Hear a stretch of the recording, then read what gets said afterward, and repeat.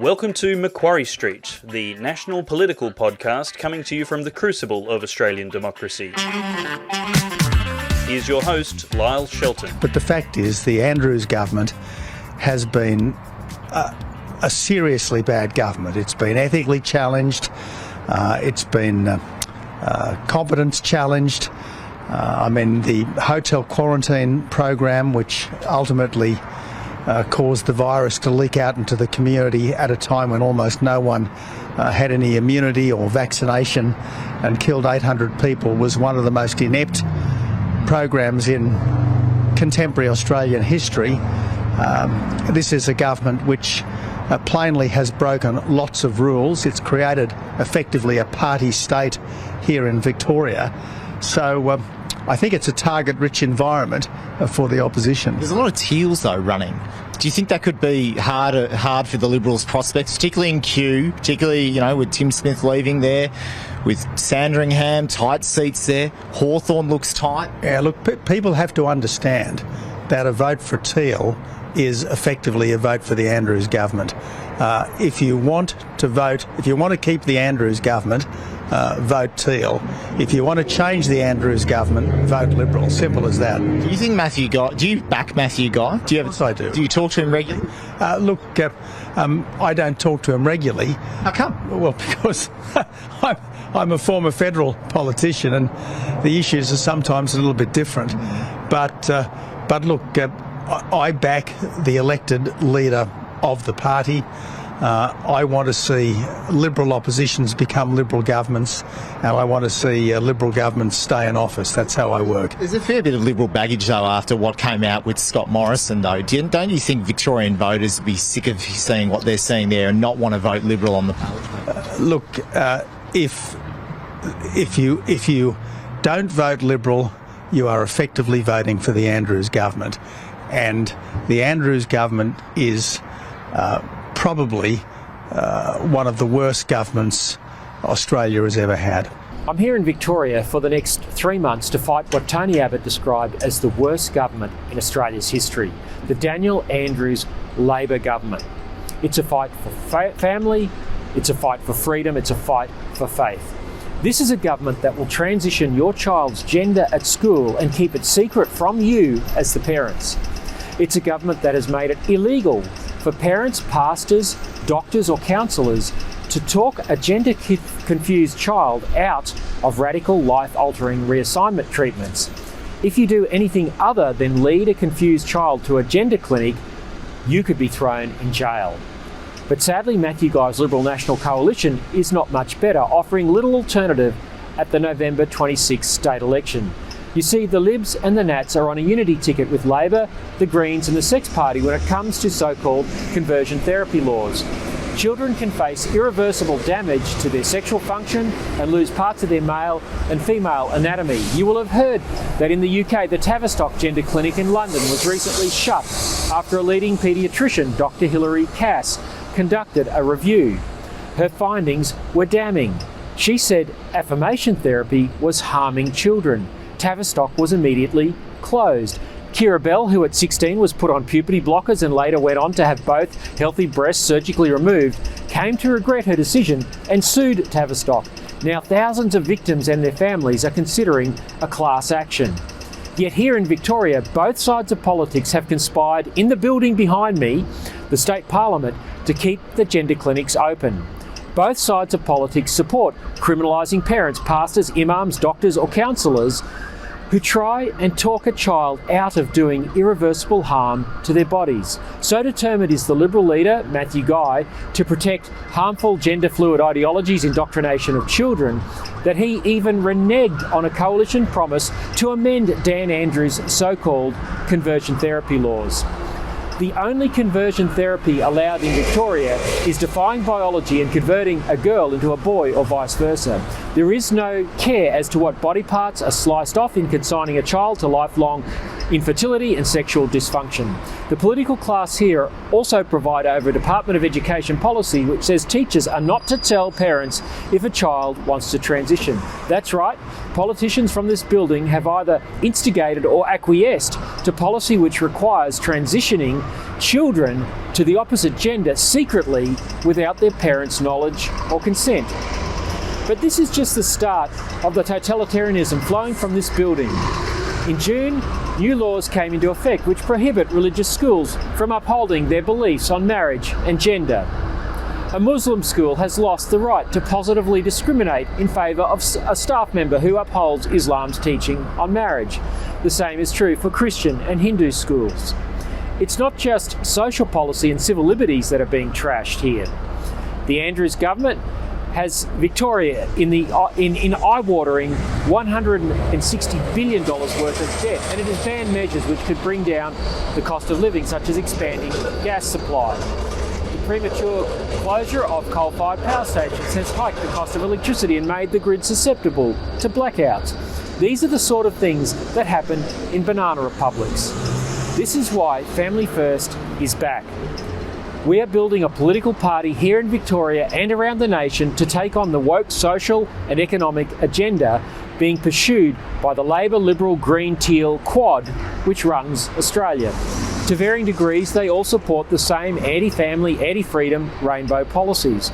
They all support the premature transition of our energy away from what works to what doesn't because of misguided climate alarmism. This is driving up prices and inflation, exacerbating the cost of living crisis. Family First will be standing candidates at the Victorian election who will do what the political establishment does not, and that is put your family first.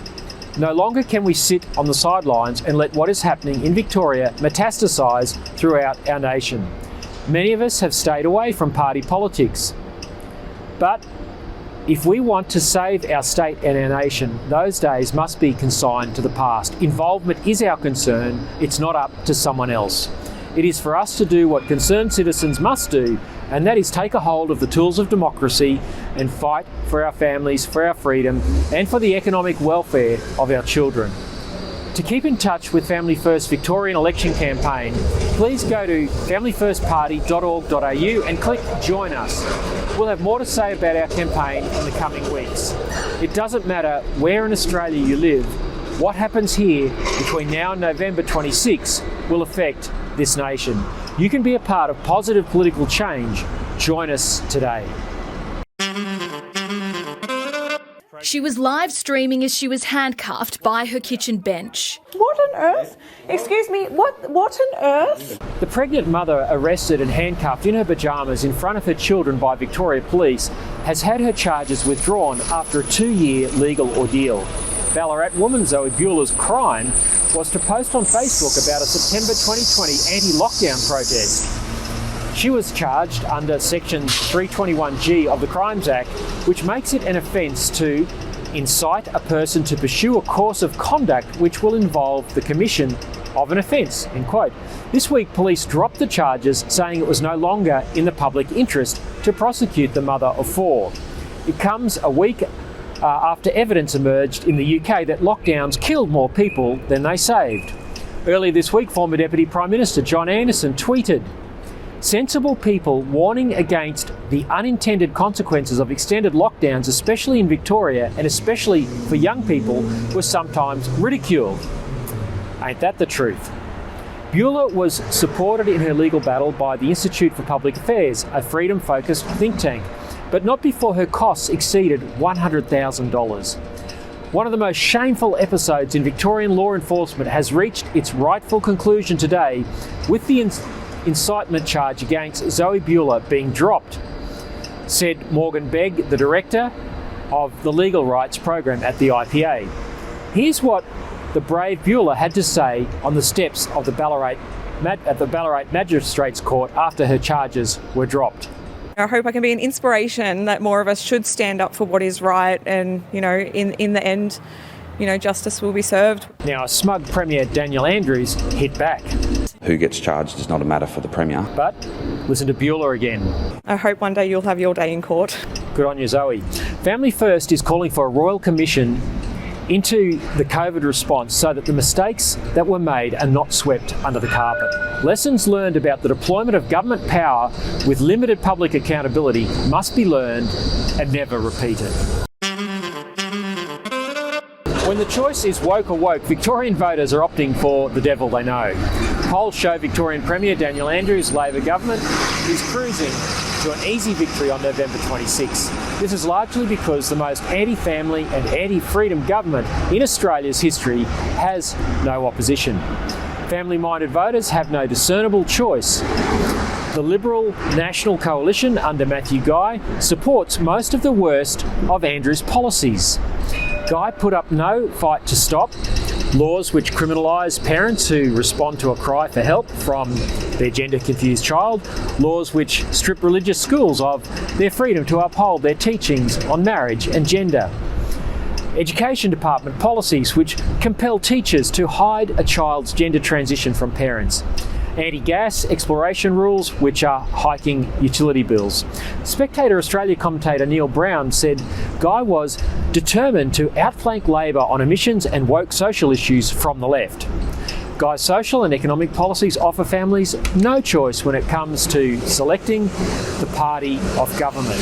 To add insult to injury of social conservatives hoping for an alternative, Guy expelled respected pro-life Upper House MP Bernie Finn from the Liberal Party. Last week's news poll confirms that voters prefer to stick with the devil they know, giving Labor an unassailable two-party preferred lead over the Liberals, 56 to 44%. Former Prime Minister Tony Abbott described Andrews' government as the worst government in modern Australian history. With both Labor and Liberals supporting the same woke policies pursued by the Greens and Teals, Family First is working to raise candidates for the election to the Upper House. Principled and courageous voices are required to push back on the anti-family, anti-freedom policies of the political establishment. Something that has brought home the seriousness of all the things I've been talking about today on this podcast was a telephone conversation I had at the weekend with a lady, a grandmother. She'd actually been a donor to Family First. I'd just rung her to thank her for her donation. And she told me that she really believed in what we were doing because it was personal to her. Her granddaughter here in Victoria had been taken by the hand by her school down the pathway of gender transition, and the parents had been denied all knowledge of what was going on. It had been kept secret from them. Just as I was saying earlier in the podcast about the Victorian Department of Education policy, Daniel Andrews' policy that says that parents can be kept in the dark when a child decides at school to tell the teachers that they want to go down the pathway of transition. Now this was shocking. I could hear the emotion in the voice of this grandmother. No grandmother should have to go through this. It is absolutely wrong for any government to hide anything from the parents about their child. Unless there's some sort of criminality or something like this, but this is not what we're talking about here. Although this is where the ideology that the government has imbibed is taken as it's trying to criminalise good people who simply want to protect their children from harm. So it's serious, folks, what's happening here. And that's why we're fighting.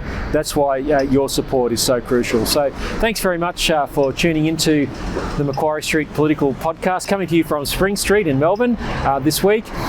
Please continue to follow our work, familyfirstparty.org.au, and we'll look forward to talking to you again next week on the Macquarie Street Political Podcast. Before I go, a special shout out and thanks to Dave Pello and Aidan at the Good Source News for production and editing of this podcast. Couldn't bring it to you without their help. Thanks again, all the best, and we'll look forward to chatting again next week. Goodbye.